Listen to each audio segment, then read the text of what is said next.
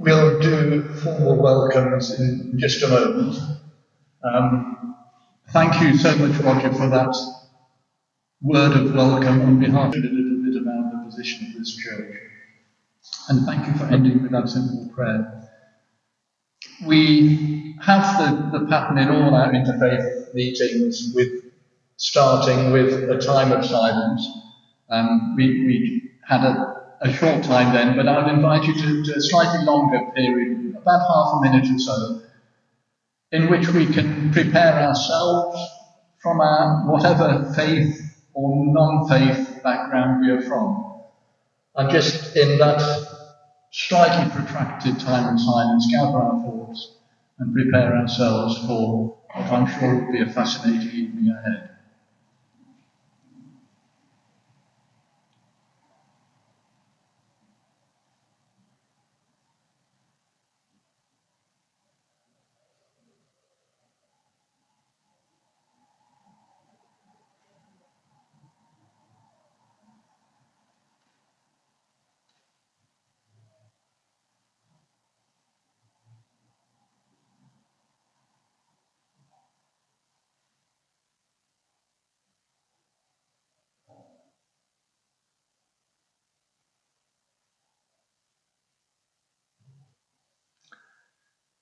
Thank you.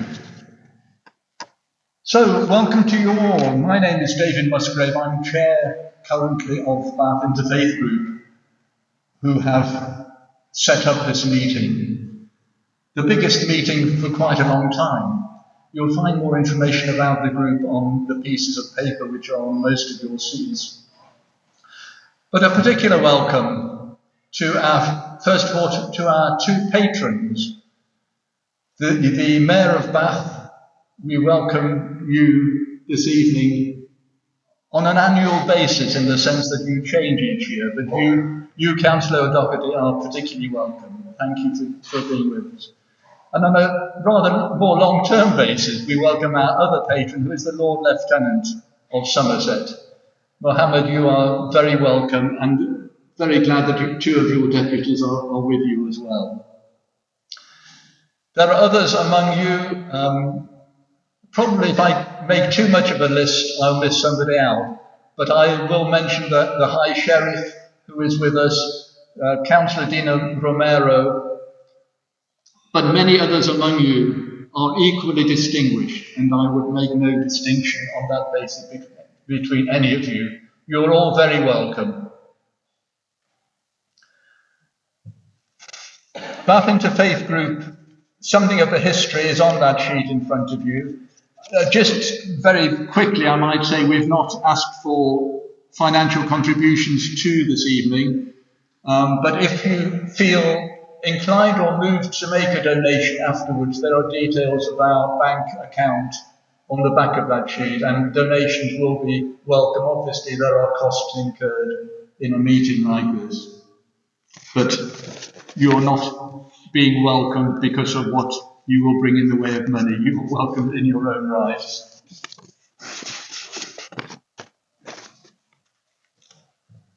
Before I introduce our key speakers, the format for the evening, I've asked our two speakers each to speak for about 12 minutes initially, so they will give a general background to their faith's position, understanding of science and religion.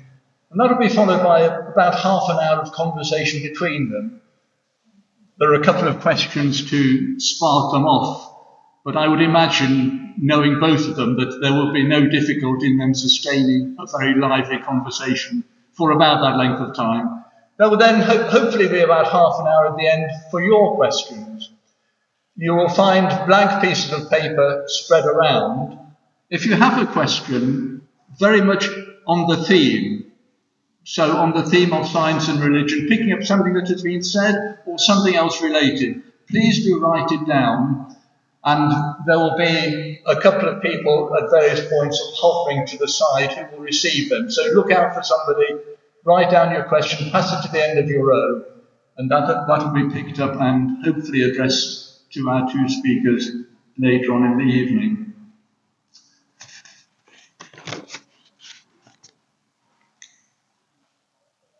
We have then two eminent faith leaders from our local community.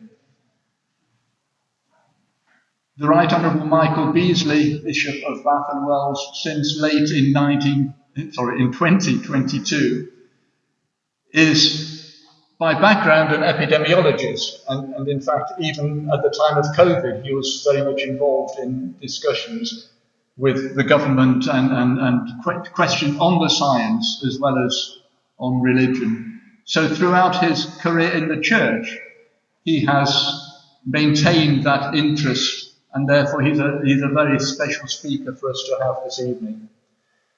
Imam Mohammed, Imam of the Bath Mosque, has a very distinguished background himself in theology and has recently co-authored a book on science and religion in Christianity and Islam. So we have two speakers who are both very well qualified. You don't want to hear my voice all evening, so I'm going to stop. I'm going to invite them now to come forward, and at that point, each of them ushers the other. Perhaps you should come together.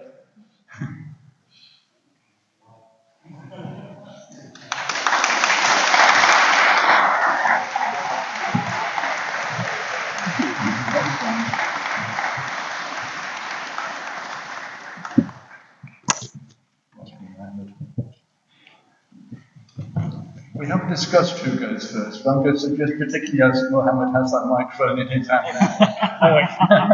No, I was going to suggest that anyway. Would you like to start us off? And then I'll invite Bishop Michael to follow. Yeah, absolutely. Even though I always expected Bishop Michael to go first, your seniority in that, much admiration for the work you've been doing. And I'm absolutely delighted to be sharing a platform with yourself tonight. Thank you so much, David, and Bath Interfaith Group for organizing this. And as you say, it's probably the largest event we've had for this year. So hopefully you'll find some good insights in the conversation tonight. Science and religion is a very interesting subject. In and of itself, what adds more to it is the fact that we have two traditions tonight that are addressing an already interesting enough subject in and of itself. And I honestly, when I thought of a good starting point to start with, I realized that it's a very multifaceted and multi-layered subject area. So I wanted to share three primary points with you tonight as a first, in this first section. The very first point I want to share is to do with definition. The word science, pretty much in the Western tradition, has come to be referring to natural science, STEM subjects, broadly. In the Islamic tradition, the term is very, very, very broad. That is, what equates science in Arabic would be the word ilm. And ilm literally means knowledge.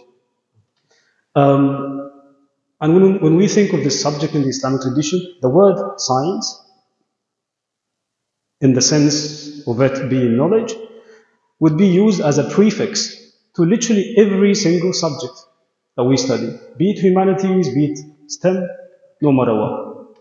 So we would say, for example, to physics.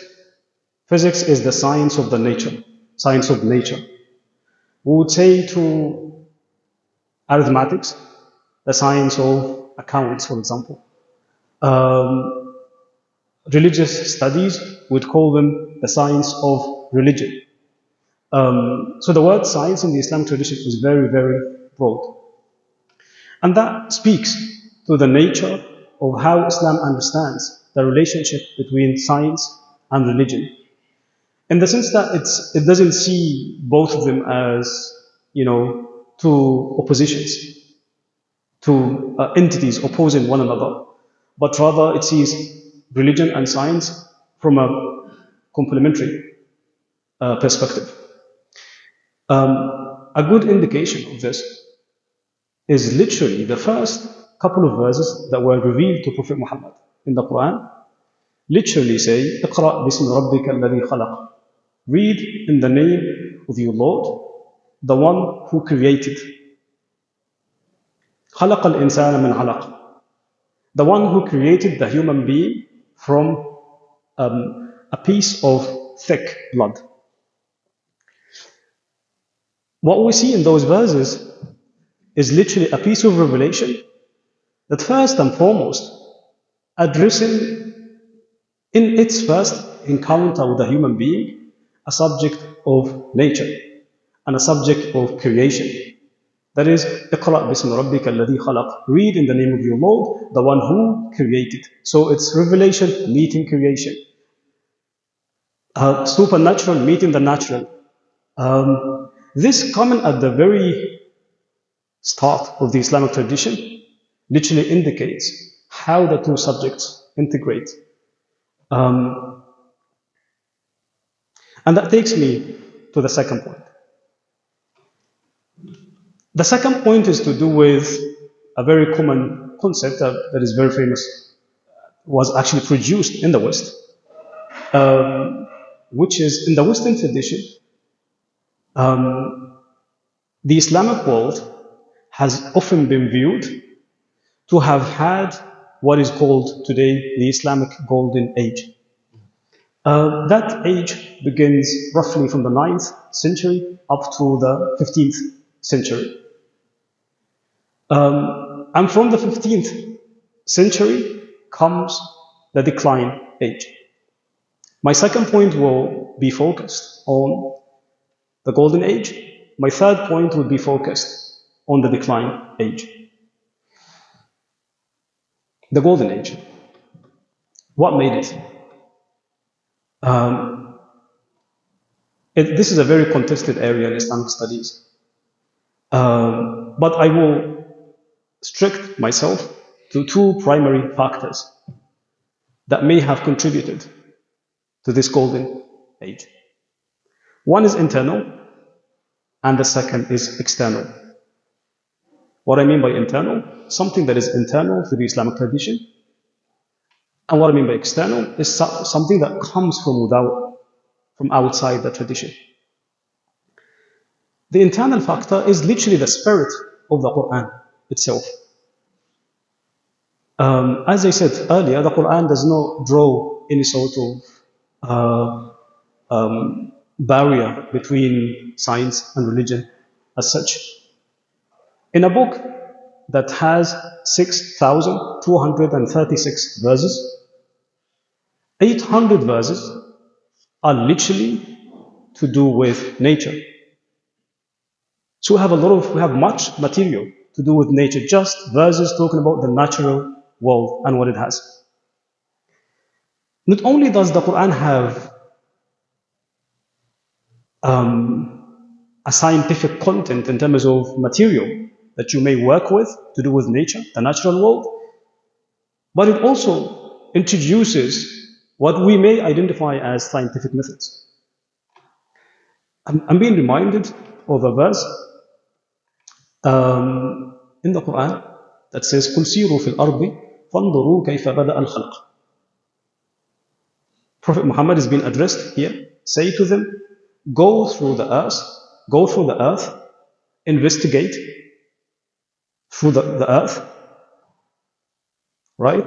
فَانْظُرُوا, and reflect or contemplate at how God has started creation.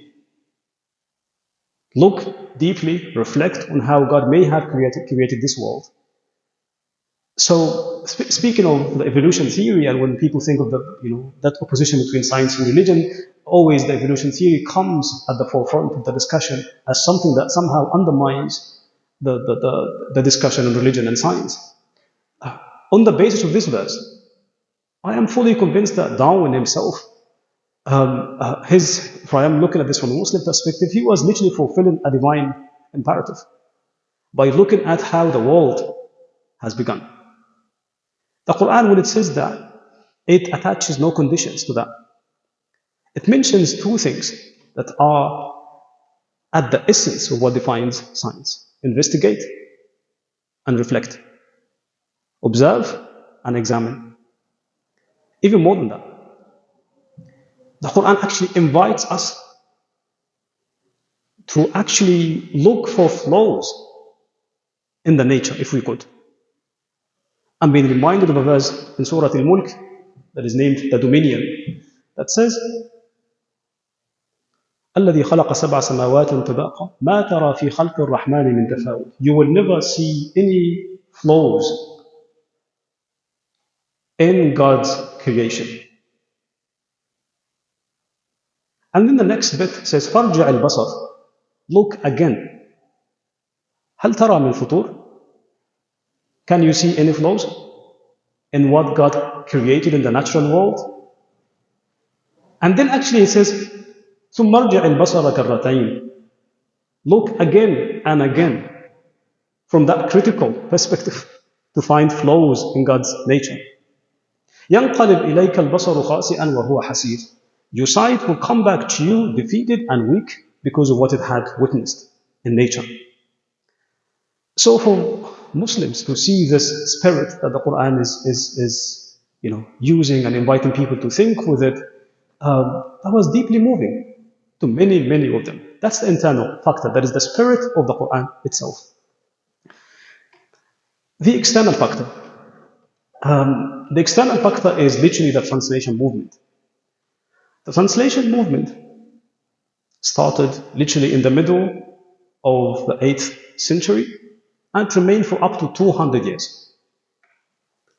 Primarily with the Abbasid dynasty, 200 years. They established what was known as Bayt al-Hikmah, the House of Wisdom. This House of Wisdom, back then, it was literally the largest library in the whole world, having hundreds of translators, authors, literally based in that place, translating the works of the Greek, the works of the Persians, the works of the Indians. And guess what? The first translators were Christians.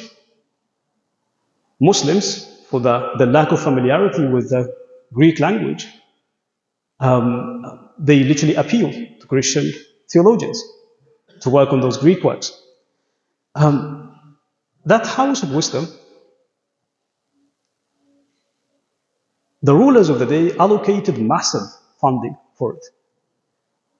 The annual budget of this House of Wisdom was literally twice the annual budget of research done by Britain's Medical Research Council. Twice the annual budget. The annual budget, as far as I know, Bishop Michael might know that, as far as I know, it's around like 500 millions. So the double of that. The salaries that translators would get. Think of the salaries that professional athletes would get today. These were the salaries of the translators and writers. Translators were literally translated in every single subject, from physics, metaphysics, philosophy, theology, whatever. Actually, in some cases, translators would get paid in gold the weight of every single item they translate, which is unbelievable. So for up to 200 years, this was the case. With this context, it's not too difficult for us to imagine why this period was seen as a golden age.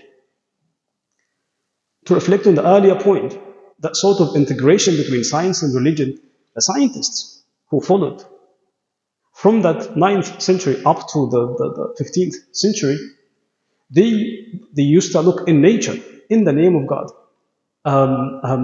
For example, we have the Al-Khwarizmi, who is the guy behind algebra. How did he come up with this science? Primarily, he was trying to solve issues that came across his research in Islamic laws of inheritance. That's why he ended up with having given us algebra. The same thing with Al-Hasan ibn al-Haytham, the guy behind the blood circulation thing. This comes in the midst of his discussion to prove bodily resurrection, that we could be resurrected bodily after we die. The same thing applies to Fakhruddin al-Razi, who lived in the 12th century, who actually discussed and entertained the idea of multi-universe. Literally in his Quran commentary, on the first Quranic verse, that every Muslim would say at least today 17 times a day, Alhamdulillahi Rabbil Alameen. All praise belongs to the Lord of the worlds. And he reflects on the word worlds. Why does God use the word worlds in the plural? And he actually says this literally means that our worlds are behind us. For someone to entertain this in a world that was primarily, its view of the world was mainly earth-centered, for someone to say, there are other worlds. And he's speaking with that apodictic language, very categorical. He says, if the Quran says that, it must be, even if we haven't reached that. And that takes me to the third point. What went wrong? Up to the 15th century, we're talking about the so-called Golden Age. From the 15th century up to this very moment, we witness what has often been called the Age of Decline. For this, I have two key factors in mind. Again, one is internal and the other one is external. The internal one is simply the lack of funding. When the Mongols invaded the Muslim world, the first thing they destroyed was that house of wisdom. We don't have any sort of archaeological evidence of it today. And even when Muslims, let alone the fragmentation of the Muslim world in and of itself, that had a unified system at some point, that system was fragmented. So that the money that was allocated to science and research is gone. Even when Muslims encountered the West in the 18th, 19th century, and they could see that Europe, more particularly, has advanced dramatically. And they thought, we could do something, we could learn something from the West. Guess what? Do they send students of every single subject to come and study here? No. They only send students who would study subjects that would serve military purposes. To strengthen armies, but not, other fields of research. So the lack of funding is literally the spirit of research. If you don't have funding, you wouldn't do this. Unless if I don't know. Funding is a big thing. The external factor is simply, when Muslims engaged with that translation movement in the beginning, they were at the peak of their civilization. When you are at the peak of your power, of your strength, you naturally gain a sense of confidence. So you want to engage and you want to benefit because you have trust and you have confidence in yourself, which is something that Muslims has lost since, I'd say, 15th to 16th century. I know the Ottoman Empire stayed until almost the 20th century, but that's a different story. We can talk about why the Ottoman world did not really advance much science. That's a different subject though. But Muslims, since the 15th up to 16th century, has lost, that civilization started to dwindle and lose its powerful power. What comes with this is a sense of, mistrust, distrust, taking a defensive position. You become very apprehensive of all foreign knowledge. And I will go back to the same example I began with, Darwin and the evolution theory. I'm fully convinced if Darwin was a Muslim, evolution theory wouldn't have been as problematic to the Muslims. But because they have associated this with the West and associated the theory with, a world that they haven't produced, a world that they haven't contributed to. So they became so apprehensive of it, even though traces of it do exist in the Islamic tradition, right?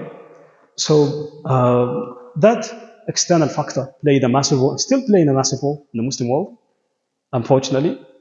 But things are, moving forward, as in the world is becoming much more globalized, and hopefully this will bring back that sense of integration that we'll be looking for.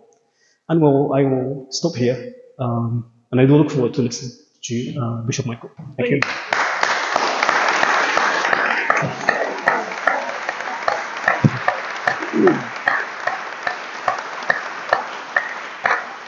I'll pass this straight on. Yep.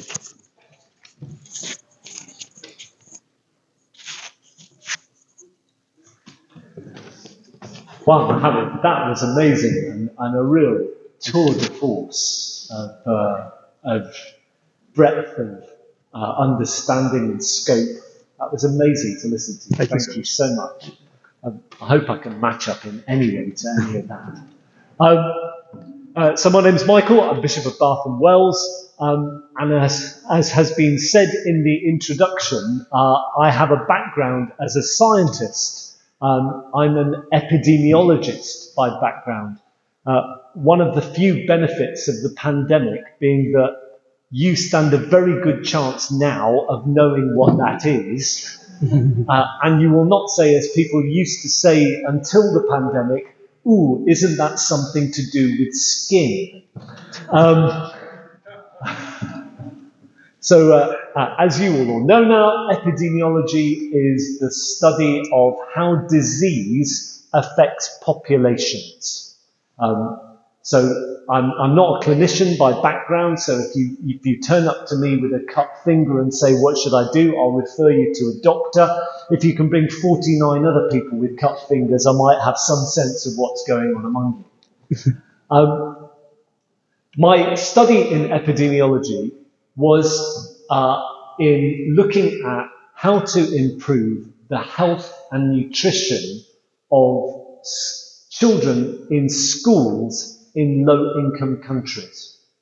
So imagine a country like Tanzania 20 or so years ago. It would be a country where many children and often older people were infected with many common diseases, often parasitic infections, with access to very limited health services. So comparatively few doctors and nurses, comparatively few hospitals. But even then, a country, Tanzania at that time, had lots of schools and lots of teachers. And the work I was involved in was looking at how teachers might be enabled to deliver very simple, very safe, low-cost health interventions to the children in their care. And I appreciated being involved in that research enormously. I've just met one of my old colleagues in the audience this evening, which has been really exciting. And so it's good to reflect on that.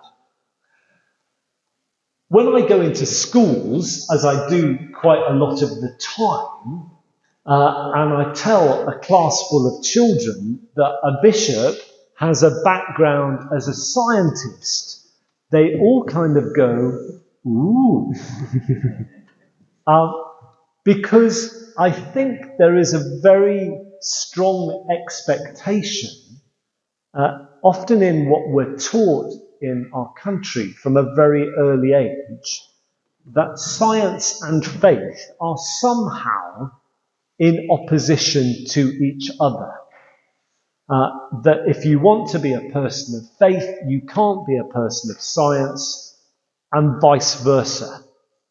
And after children have said, ooh, about my being both a bishop and a scientist, usually the next question I get is, well, what do you think's going on in Genesis chapter 1 of the Bible? Do you think the world was made in 6 days?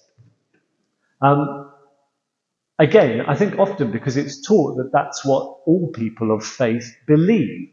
And I have to disabuse children of that notion and say, you know, I don't think Genesis chapter 1 is like David Attenborough being followed around by a film crew and the whole thing happening in real time.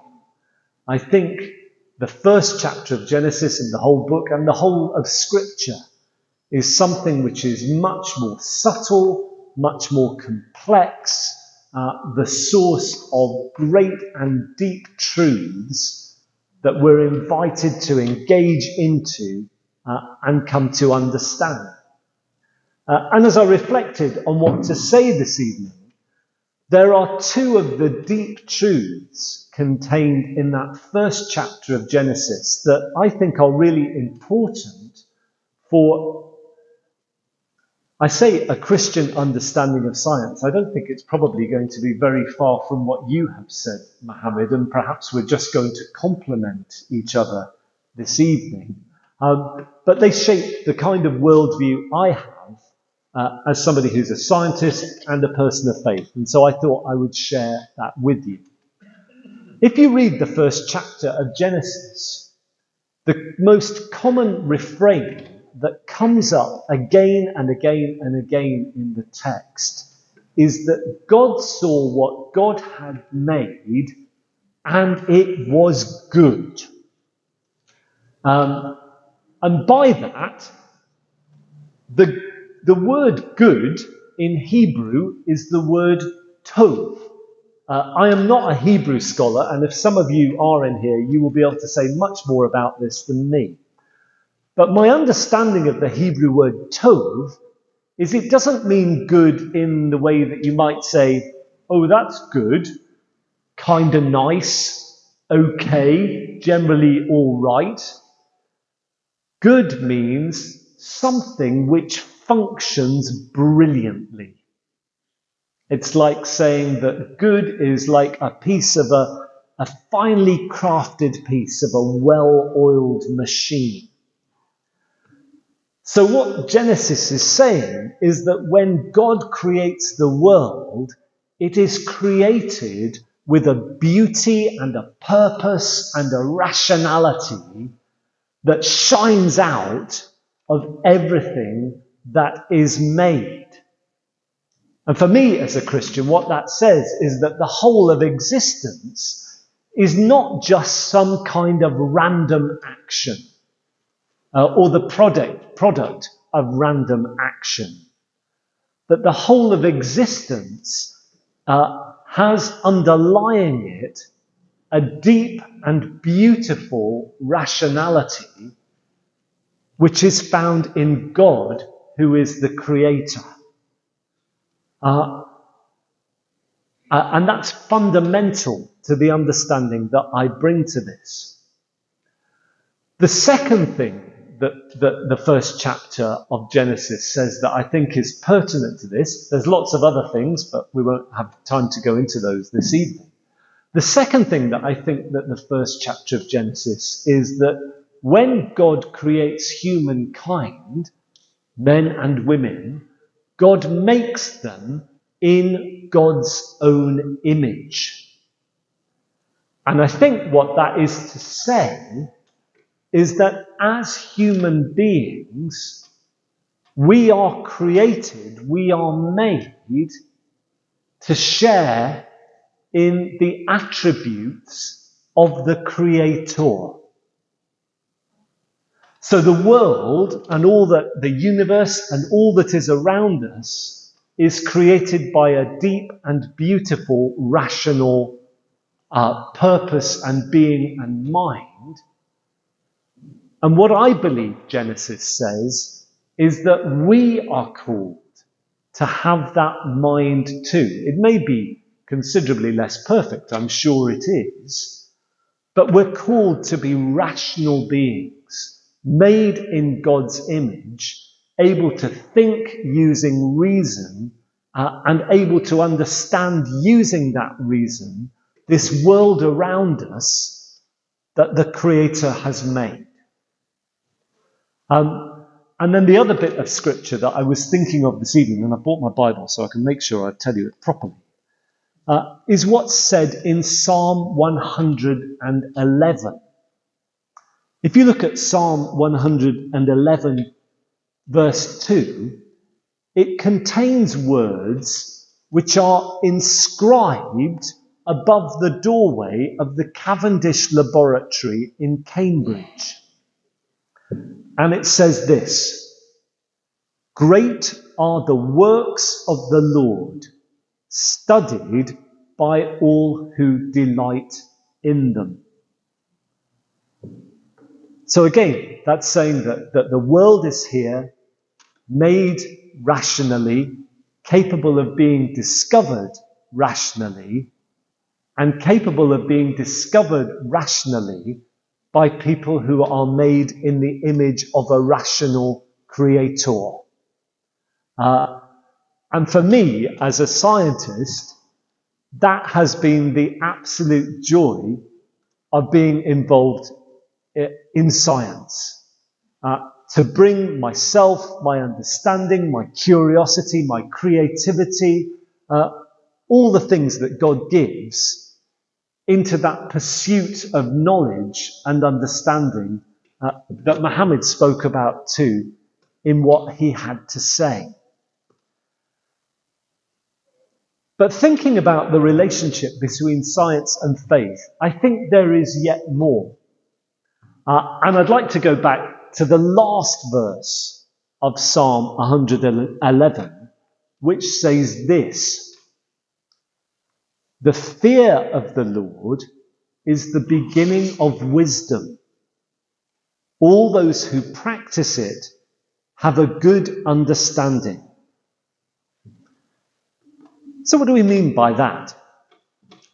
Well, in my understanding of the Hebrew from which that verse comes, to speak about the fear of the Lord is in Hebrew idiom to speak about faith. It's our faith in the fear of the Lord means our faith. And I believe that out of fear, that fear of the Lord, out of faith, comes true knowledge, which is not just about how things work, but a much wider knowledge, which includes that kind of understanding of the physical world, yes, but also other things that are really, really important to us as human beings. Beauty, value, purpose, justice. You see, as a scientist, I think science is the most fabulous methodology that we have been given to understand the natural world that is around us. And as Mohammed has said, much of that is a gift to us from this golden age of the Islamic world that transmitted all this method and understanding for the whole world to enjoy.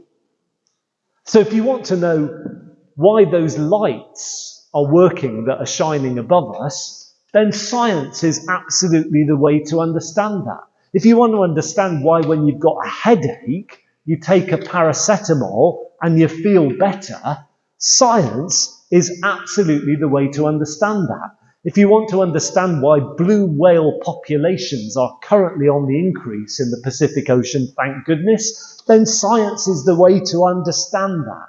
It's this fabulous method that we have to get a grip on what's going on in the natural world all around us. But I think it has its limits. I'm not sure that science can tell us why we love another human being. I'm not sure that science can tell us why we should espouse values of justice and decency and fairness in our common life. I'm not sure that science can tell us what we should make our life's work, what we should give our passion and our understanding and our intellect in pursuit of those things. I think to find those things, to find value and purpose, we need to look beyond what science can give us. And for me, as a person of faith, it is to find those things in the fear of the Lord, in faith. That's where I believe that they come from. I'm not saying that's the only answer to finding those things, and I'm sure that there'll be a whole range of opinion in this room about how each of us here, as this unique and special creation that everybody is, how we've all found our own way in these things. But what I do is speak out of the Christian tradition and understand things from that basis. So I think that's me nearly done. So to summarize, as a Christian, I believe that we live in a rational world made by a rational creator. We're made in the image of that rational creator to engage with the world using all the understanding that we're given as human beings made in God's image. I think we're called to delight in that understanding and to pursue it, but to understand its limits, and that to live fully into what it means to be a human being, I think we need to look wider and deeper and further. And for me as a Christian, that's to look into the treasury that our faith gives us to pursue those things.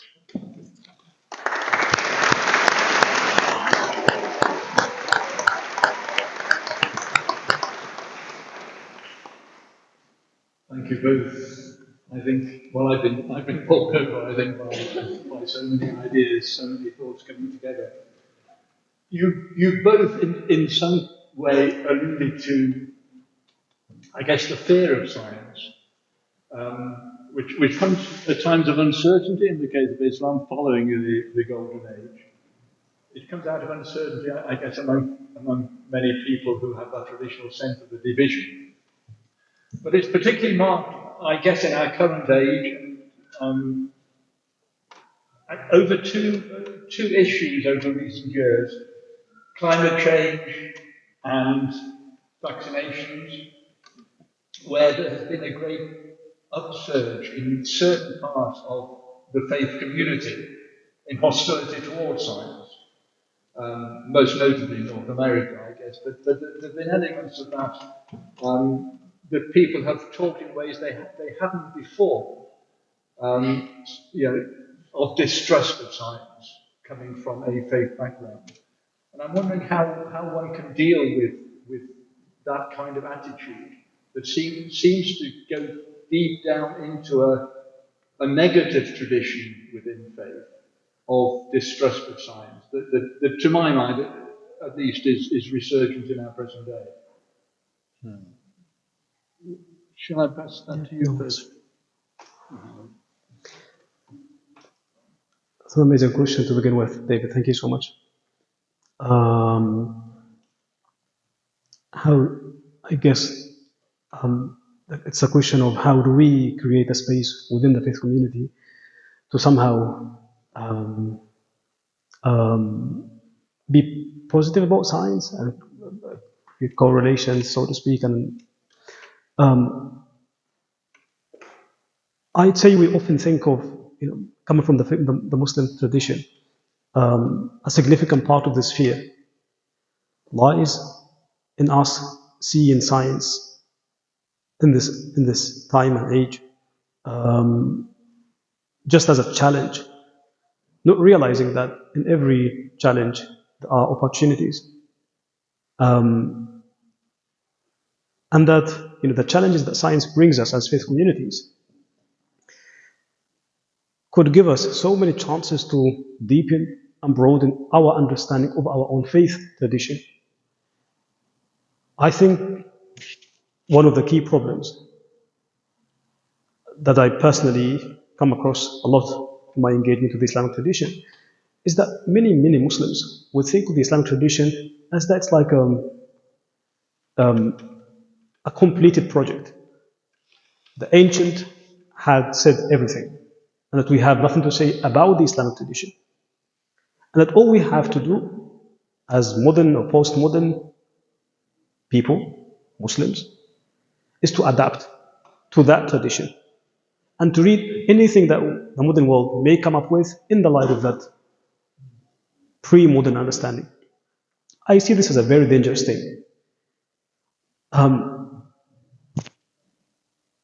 I do believe that people of faith, Muslims in this context, need to reflect a bit more deeply on the pre-modern tradition.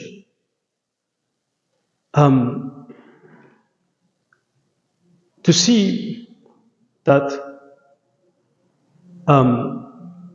what applies to the modern tradition equally applies to the pre-modern tradition, in the sense that at times of struggle, what people tend to do is to demonize a specific tradition and to idealize a specific tradition. So what has happened with the Muslims is that they tend today to idealize the past. I mean, their understanding of the Islamic past, of the Islamic tradition, of the traditional understanding, when it's not a finished project, it's a work in progress.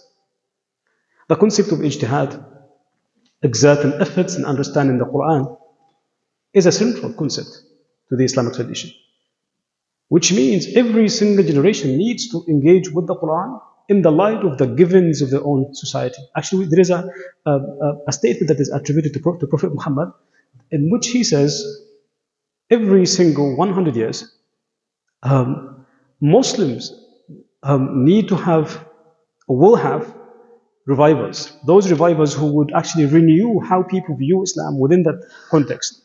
That means that this is an ongoing engagement with the traditional past, with an open eye towards the modern world. So in a nutshell, a good way probably to get my faith community to be less apprehensive of science is simply to understand the flaws of the past as well, and to come out of this sort of the demonization of the modern world, the demonization of the scientific domain, and to avoid the idealization of the past. Once your eyes are open to this, you become somehow more balanced. We don't want people to become vessels where we fill those vessels with modern ideas or with scientific ideas. That's not the point. What we want faithful communities to become open. There is nothing that is so special about the past that makes it, that entitles it to a monopoly on truth. Nor do we have.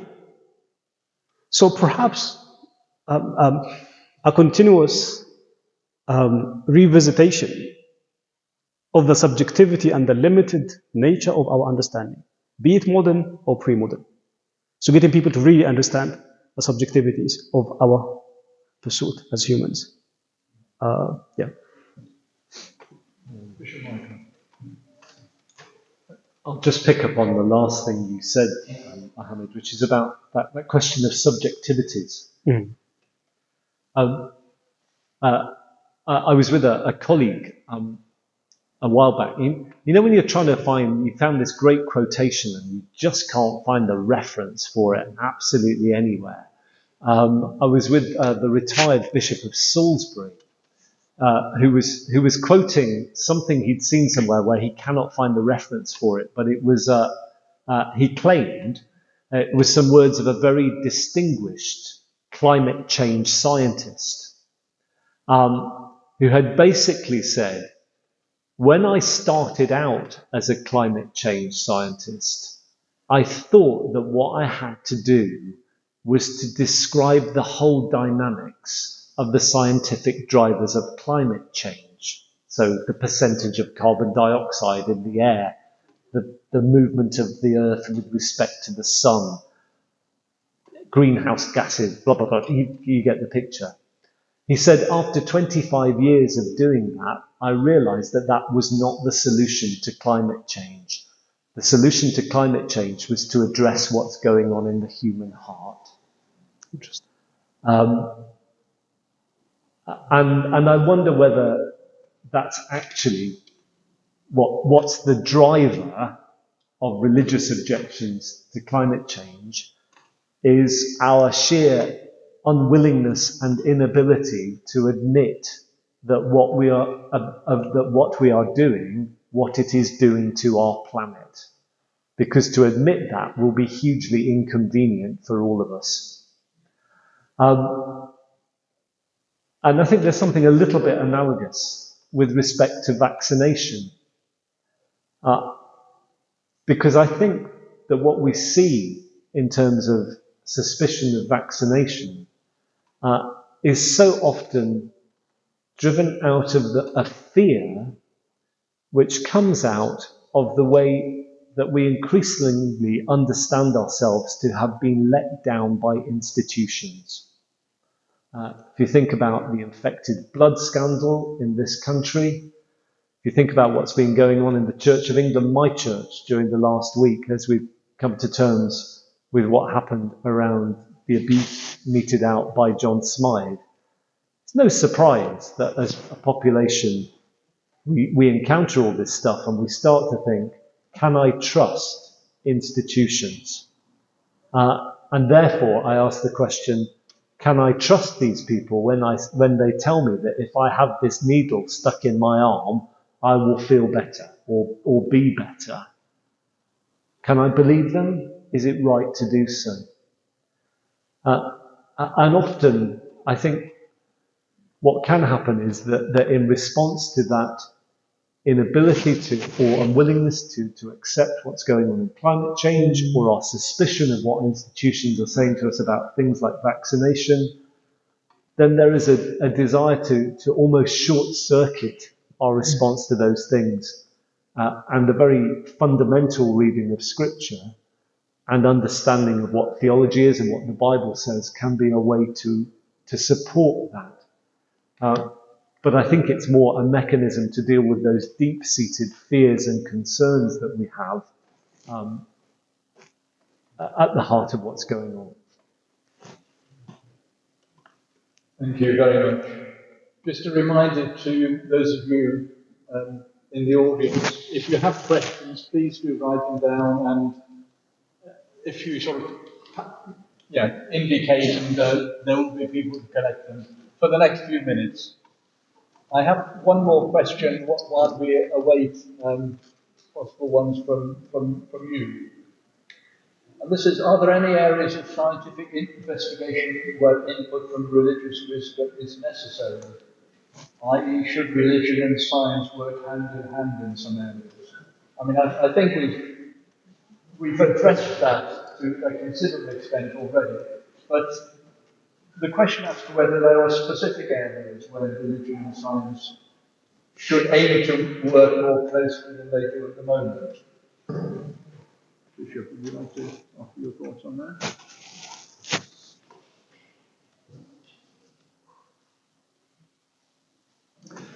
Yeah, sure. I'll give you a really current one, which is going on right at the moment. You may well disagree with this, so that's perfectly okay. Don't worry. I believe, as somebody of Christian faith, that the imperative of Christian faith is to have a primary attention to the needs of the poor, the weak, and the vulnerable. I think that's very clearly laid out in our scriptures. I think it's what Jesus called us to do. That we need to have that bias to the poor, the bias to the weak, that bias to those who might be otherwise trodden on or abused. At the moment, we are in the throes of a debate about whether we should use our technology to allow people to kill themselves at the time of their choosing. We're in the debate about assisted suicide. Now, we could just see that as a technological medical choice thing altogether. But I think as a Christian, I would say that my huge concern at the moment is how will that impact on the most vulnerable? Those who understand themselves potentially to be burdens or who've been told by others that they are. And I think that's an example of where technology, ethics, politics, and faith could well come together to inform us, to help us think about these deep questions about how we live in the 21st century.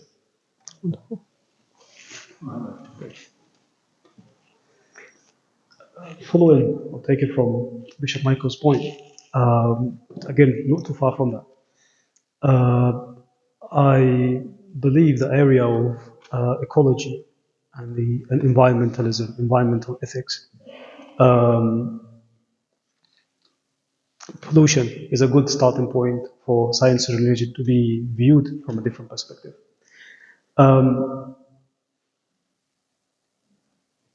As in, when we think of religion and science, we often think of problems caused by religion or problems caused by science. Science, think of global warming, think of the pollution, think of nuclear weapons. But to think of common areas that we can both work on is a deeply important point. And a good starting point for us to really bring back the holistic perspective that Bishop Michael and myself began with, and in that sort of integration between science and religion. Our salvation is literally in that sense of complementarity.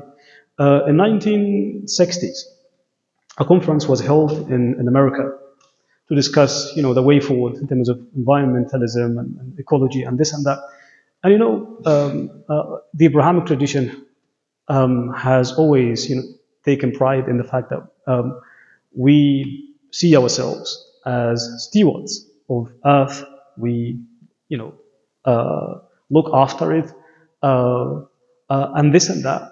And we often blame the Industrial Revolution for the pollution, all that we complain about today. However, in that conference, something came up that really changed how people think about the whole dynamic. As in, the scientists of the day actually said no. The beginning of the crisis that we have in terms of the environment goes back to the Abrahamic tradition. And the essence of the argument was that these are the traditions that believed that God had submitted the whole world to the human, in the sense that, it is your world, you guys are God's representatives, this world is for you, which with the passage of time created a sense of exploitation. You want to exploit this world in whatever capacity you want to exploit. So somehow we as humans abused that right. I'm not saying, this was the case. And it doesn't have to be like a one-sided interpretation. It could be both worlds. So, and actually this is a very good example of how the two traditions, the scientific tradition, if I am to use this dichotomy, to collaborate on. Given that we both assume, again, that this dichotomy exists, can collaborate on something. That I believe we both contributed to this. Be it a faithful community or a scientific community, so to speak. Thank you. Thank you for all these questions. There are far more than we're going to be able to get through. What I'd actually propose to do is just to read some of them in sequence, and perhaps ask you to pick up thoughts. Some of them are commentaries on what has been said. This is a wonderful one. These are two quotes. Greater even than the creation of mankind is the creation of the heavens and of the earth, which I guess is from the Quran. Yep. As against God, man gave man dominion over the natural world, as we know from Genesis and the language of the Bible. The question is there, does this illustrate the advantage Islam has when embracing science? And I think that's a fascinating question. Let's just leave that to stand for the moment. Is there still room for the miraculous? And that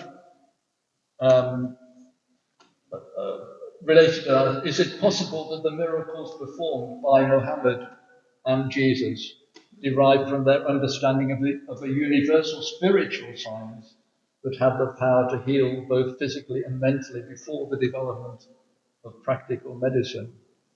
I think each of these could spawn a conversation of at least an hour. So, for the moment, just one more in that sequence.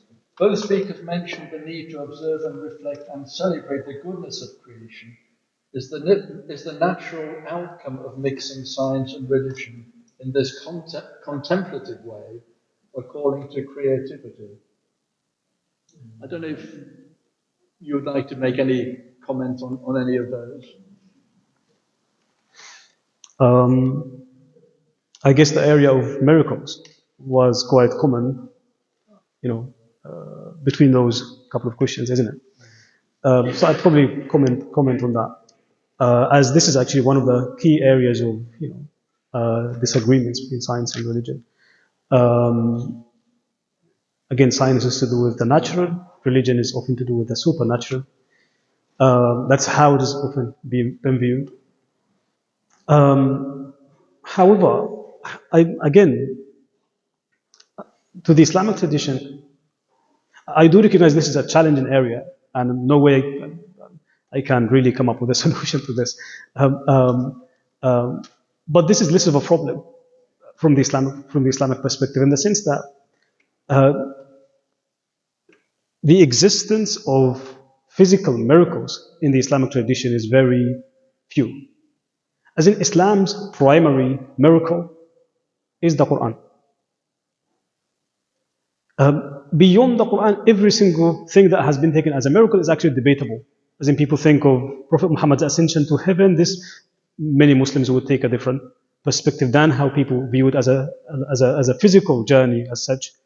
So Islam's primary and agreed upon miracle is literally the Quran. The Quran in and of itself does not invite Muslims, does not invite people to really take it at its face value.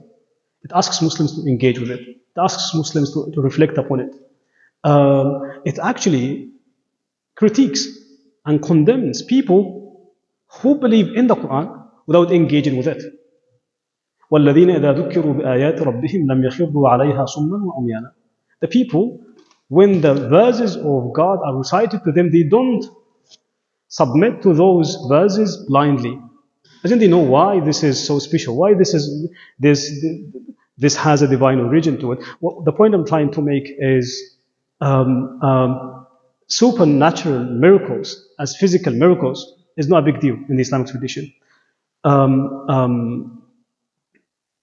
So yes, the Quran thinks of itself as a miracle, but it somehow changes how it views the concept of miracles. As in, actually, I'm being reminded of how the disbelievers of Mecca, when Prophet Muhammad started to, preach Islam, so to speak, they kept asking the Prophet for physical miracles.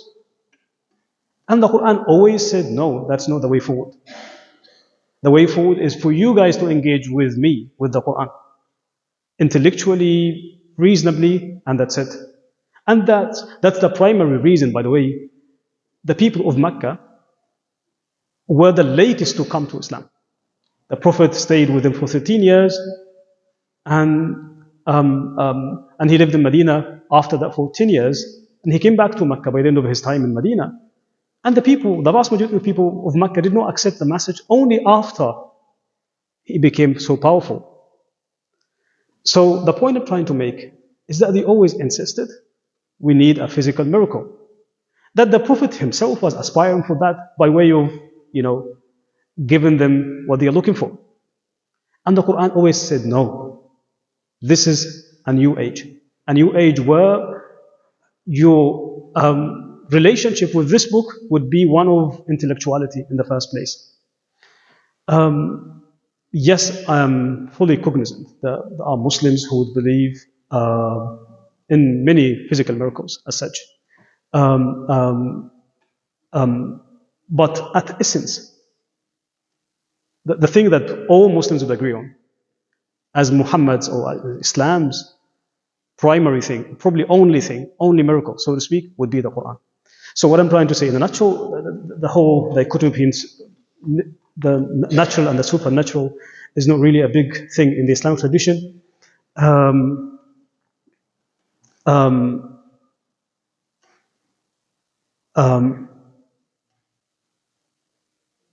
But probably it remains a point of point of challenge, in the sense that the Quran also speaks very highly of the miracles of Jesus, and the miracles of Moses, and the miracles of Abraham. How do we explain that? I think this is an area that we need to explore. And that's what I meant when I said, in the midst of the challenges that science brings us, there is an opportunity for us to revisit what we understood, reflect again, to see things in the Quran and in the Bible, what we could have missed, simply. So seeing this as primarily as an opportunity rather than a challenge that is, bringing an end to our tradition. Yeah. Wow.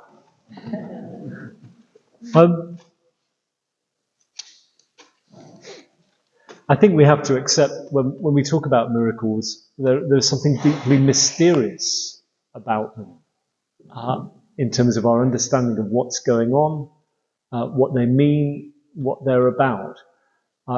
I think my working understanding is that a miracle is an event which creates faith.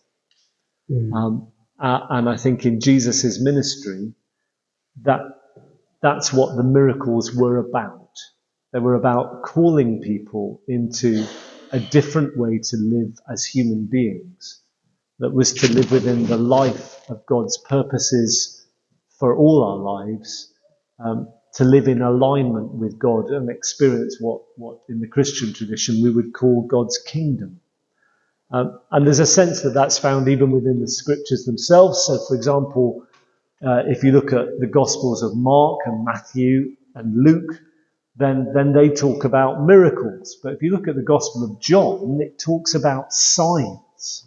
That these are events which point beyond themselves to something much greater than themselves.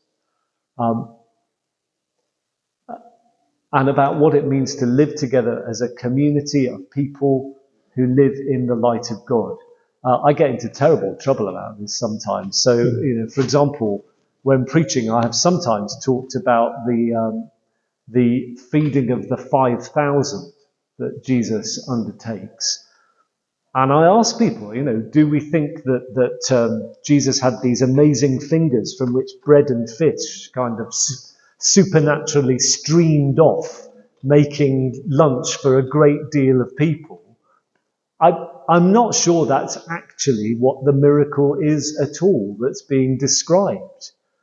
I think that what the miracle is that you had 5,000 people all sitting there going, not flipping sharing.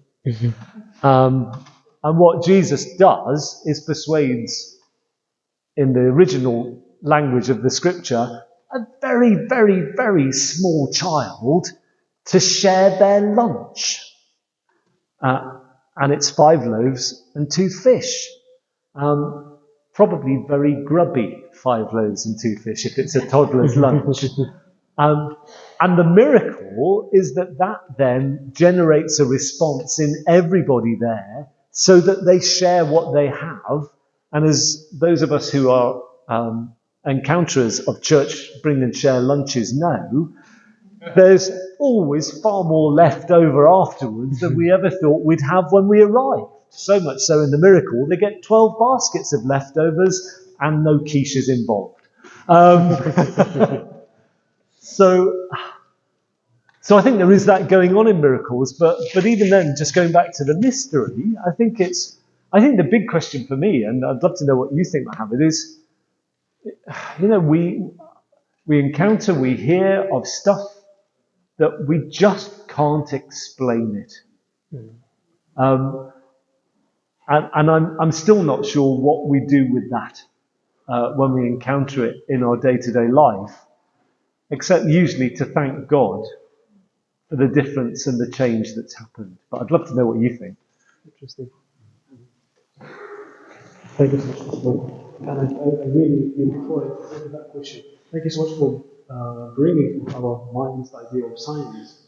And this is literally the word the Quran uses to describe those miracles, literally, as the thing. These are there to indicate, to point to other things. Thank you so much for that.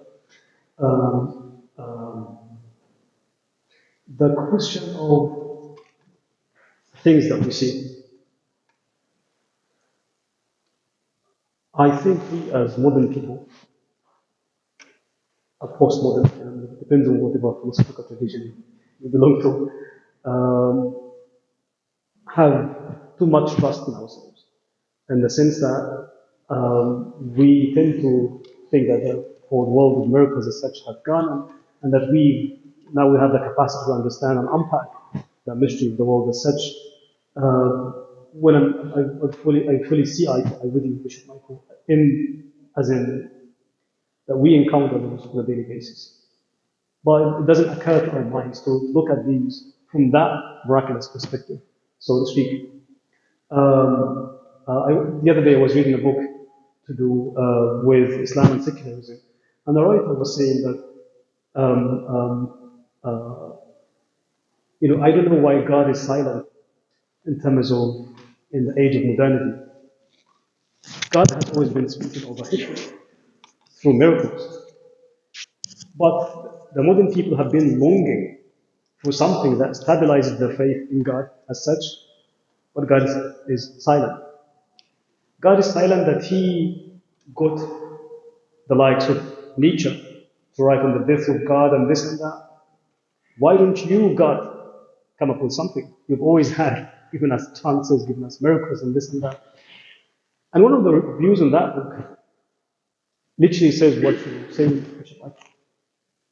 I think we've just had a very narrow understanding of the mystery of this world, and that we almost it does happen in our lives, where we encounter miracles and such. But it's just we've been probably so accustomed to this that we don't even realize that. So I definitely see eye to eye with you on that. Thank you once again. Let me just try a couple here. The two questions, in fact, where the word evolution comes in. How Islam and Christianity see themselves in engaging more in science, and how both religions confront challenges such as the theory of evolution. And the other one, which I had in front of me a moment ago, how do you manage situations when it seems, and I think that the word seems is important, that current scientific knowledge disagrees with one's religious belief? For example, human evolution and creation. Where there are conflicts, how do we resolve them?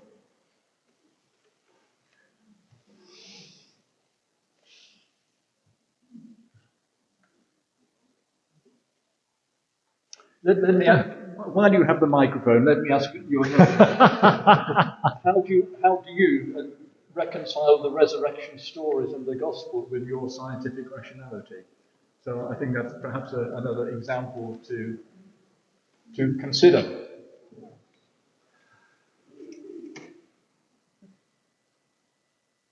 Let me take the evolution one.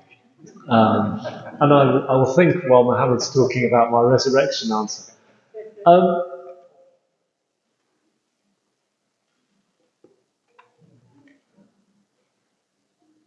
I think the challenge, the conflict that exists there, and I hope this isn't too much of a caricature, is often to make the assumption that Scripture gives a literal account of the process of creation, and that the theory of evolution is therefore in conflict with that literal account.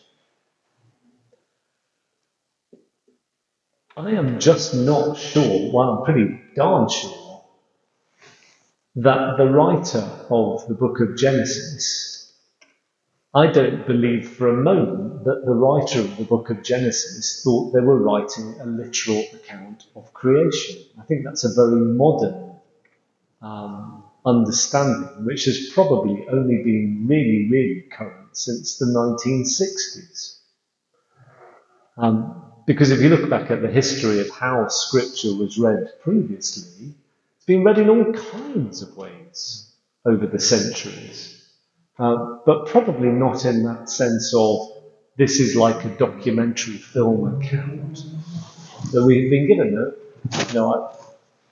I often find myself talking about this with children at school, and I usually pick one like Mohammed sitting on the front row, and I say to Mohammed, if you got a letter which said, "Dear Mohammed, during the last month, you have used 2,000 therms of energy and you owe us £48.64. What are you receiving?" It's a gas bill, isn't it? If you receive a letter which says, "Mohammed, you are the most beautiful creation that the world has ever seen, and I love you utterly, and I cannot live without you," you're receiving a love letter. We don't mistake a gas bill for a love letter, or vice versa, normally in our correspondence.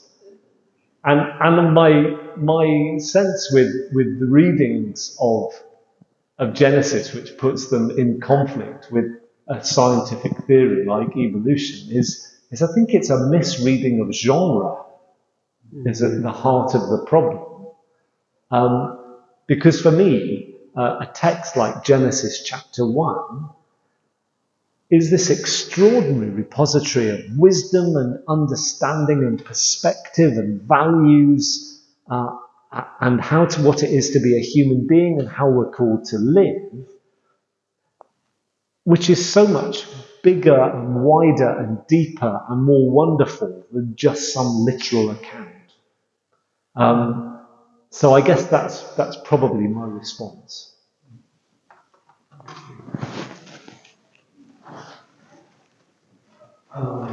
In the past century, when a Muslim theologian was told that we, the Americans have arrived at the moon and discovered this and discovered that, his response was either the Americans are biased or that we misunderstood the Quran.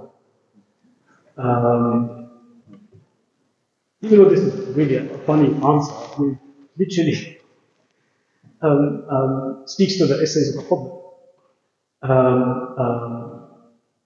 As in, I see in that anecdote an invitation for us to really, again, revisit the tradition, understand, see whether there is a space to reinterpret, to re-understand, and to see where we might have, why do we assume that we've always got it right, or the ancients got it right.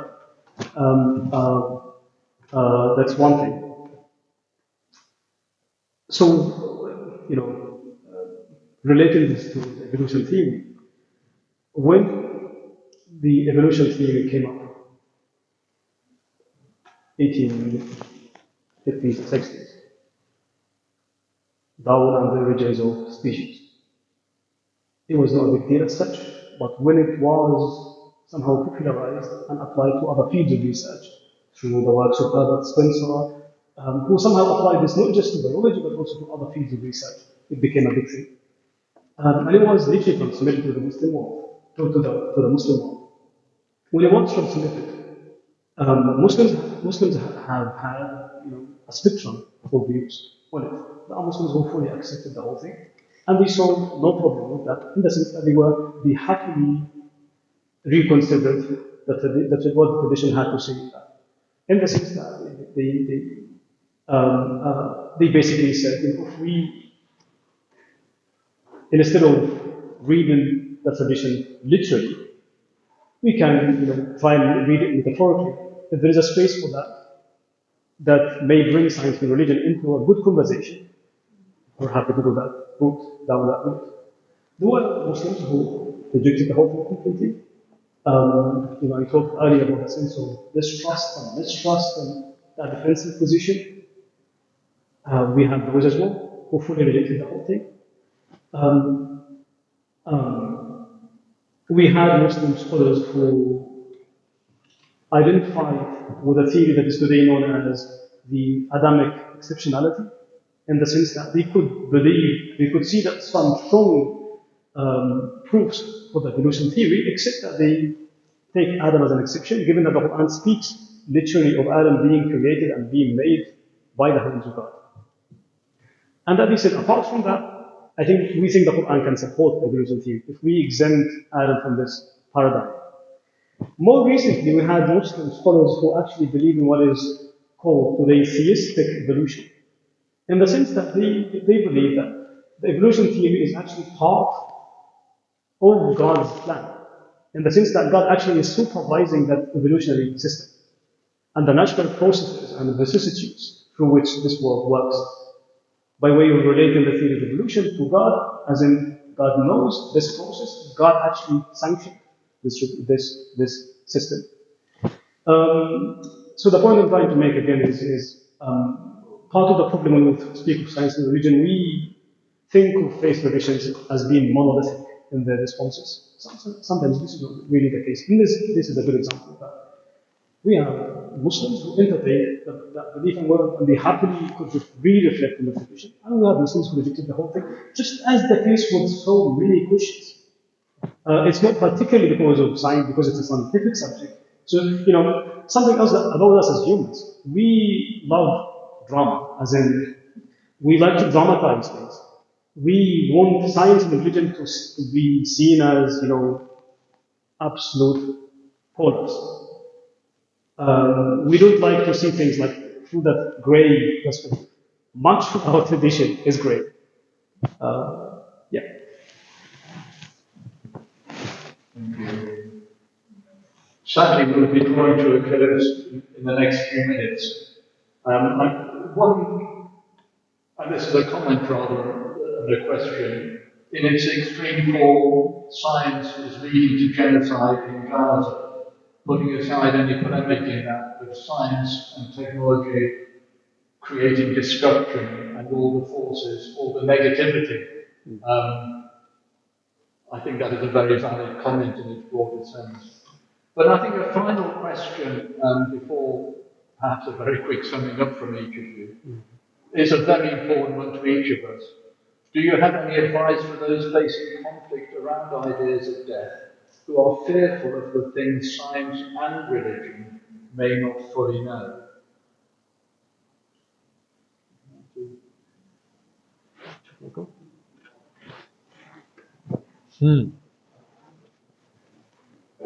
Where science and religion both fail to provide the answers.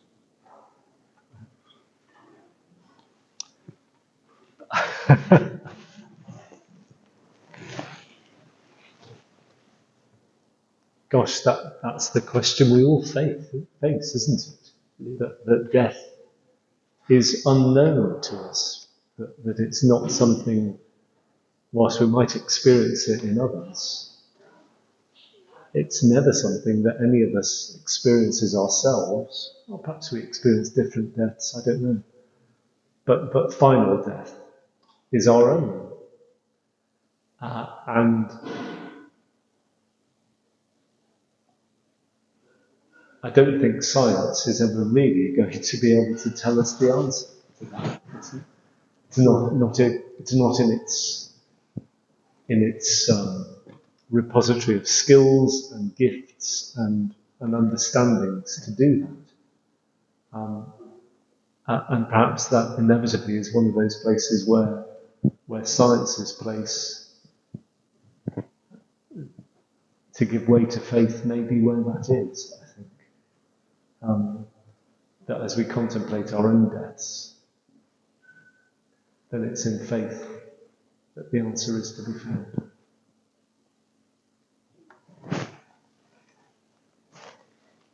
I think they resonate with Bishop Michael's response. I'm fully convinced that the two areas answer different questions. I mean, science addresses the question of how, when religion is addressing the question of why. So these are two different areas. Sometimes they will be in conflict, but that's not really the norm. That's one thing. Death as an area of research, of study our own faith, I see this area as a good reminder that humbles us as humans. Be it science-based or religion-based, science definitely always remain a mystery. But resonating again with Bishop Michael, I think religion has much more to say on that. And gives hope as well, in terms of it somehow gives us a roadmap of how things would happen. Again, gives us hope in that as well. It sort of breaks that area of the unknown somehow. And again, the idea of as humans, we often we become too familiar with things. We can't somehow, we fail to imagine other worlds. When we are in the wombs of our mothers, we never ask the question whether there is life after mom's womb. I mean, it's maybe because we've always been there. We've never seen another world, but there was another world, the world being that it did happen. The same thing is happening to us now, and from that perspective, religion does provide answers and does provide hope and sense of optimism towards the future. And again, to reiterate, I don't believe those two areas, especially when it comes to this question, they are in conflict. This addresses the question of how, that is science. Religion addresses the question of why, two different things. Thank you. So before I ask your final statements or your final comments, apologies for those of you who have not had your questions read out, but I hope that you'll feel that in most cases they have been answered in the conversation that has taken place. But I'm just going to read two final ones. Science is for everyone, not just scientists. Do the panel think that churches and mosques should be for everyone or only for believers? And would the bishop and the imam agree that good religion, like good science, has to work with doubt and uncertainty if it is to find new insights and new truths? Final word from each of you. First you or you, Mohammed. It's post final.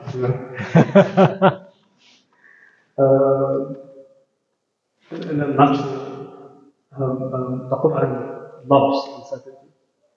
A significant verse in the Quran tells us of an encounter between Prophet Abraham and God, wherever Prophet Abraham comes to God and he says, "Arini kayfa tuhyi al-mawta," show me how you give life back to the dead. God says to Abraham, "Don't you believe? أَوَلَمْ تُؤْمِنْ?" He said, "Yes, I believe, but I want more reassurance." And then God tells Abraham to, cut a couple of chickens into pieces, then invite him back, he will come back to you alive. Hearing this verse, a number of companions of Prophet Muhammad, they somehow drew a comparison between Prophet Muhammad and Prophet Abraham. Seeing Prophet Abraham implicitly, they didn't even dare to share it with him, given that the Quran views Abraham probably as the highest religious figure. So they didn't dare to voice this explicitly, but the Prophet could read that here is Ibrahim doubting, when Prophet Muhammad never doubted. That invited a comment from Prophet Muhammad where he said, نحن أحق بالشك من إبراهيم. We are more worthy of being in a state of uncertainty, of being in a state of doubt. By this, the Prophet literally means that doubt does not negate one's faith. It actually means your heart is alive, and that you are engaging with this tradition, that you are taking it seriously. And the companions were astonished how doubt can go hand in hand with faith. And that again speaks, one of the names of God in the Quran is Al-Haq, the ultimate truth. That means by definition we can never encompass the entirety of truth. So somehow that should humble us and make us, relate to the idea of uncertainty and doubt and see it as a good thing rather than being viewed as a bad thing. I think my short answer to the two questions is yes and yes.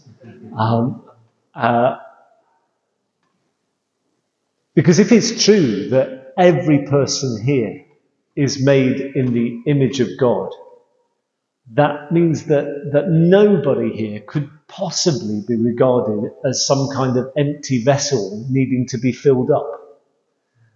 All of us come with a rich hinterland of our own experience and understanding and knowledge of how the world works and of spirituality, and that God has gifted us with creativity and curiosity and inquiry, which will take in doubt and uncertainty.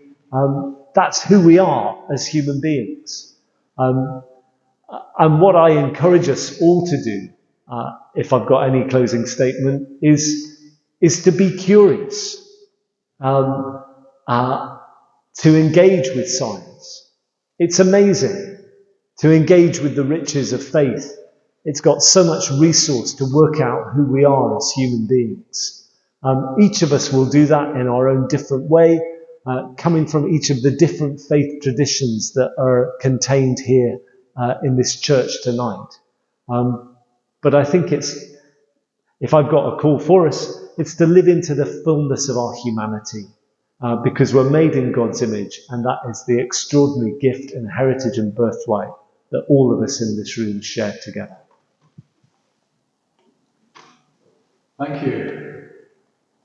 I hope you all agree that this has been an extraordinary evening, invigorating, challenging to all of us. It certainly has been to me. I'd like to thank both Imam Mohammed and Bishop Michael from the depth of my heart for what I've received from you and from what I think we have all received. In terms of new understandings, new pointers to our own thinking. And the challenge twofold, to pursue that faith with all its questioning, with all its uncertainty. But I mean, I think the idea of us in the image of God, and what Bishop Michael has said, and what you, Mohammed, have shared with about that, our depth of our humanness, but at the same time reflecting our creation by God. Thank you. Can we offer a round of applause?